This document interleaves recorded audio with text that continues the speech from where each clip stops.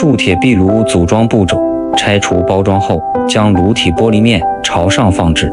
在此之前，先确认组装件数量，分别有炉腿、螺丝、垫片分别4个，出烟口部分螺母、无头螺丝、垫片分别3个，左挡火板、右挡火板、炉篦子、顶部挡火板、挡火条、接灰盒、灰盒把手。首先组装炉腿，将垫片套在螺丝上，在壁炉底部将炉腿固定拧紧，重复4次，炉腿安装完成。再将壁炉放正，开始组装出烟口。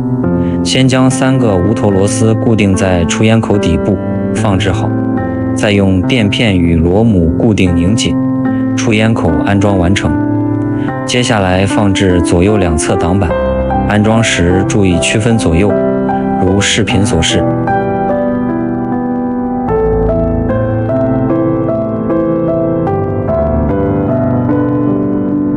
再放置炉篦子，如视频所示。接下来放置顶部挡火板，注意先整体往上抬，先将顶部卡在出烟口上方，再把后部分放置在后背板上，最终效果如视频所示。顶板安装完成。最后一步，放置挡火条与接灰盒。以上就是卡米奥 LS770的组装步骤。以上安装步骤同样适用于 LS710。壁炉燃烧时需要开启上进气、下进气与后备进气。了解更多壁炉科学使用方法，请关注卡米奥壁炉官方账号。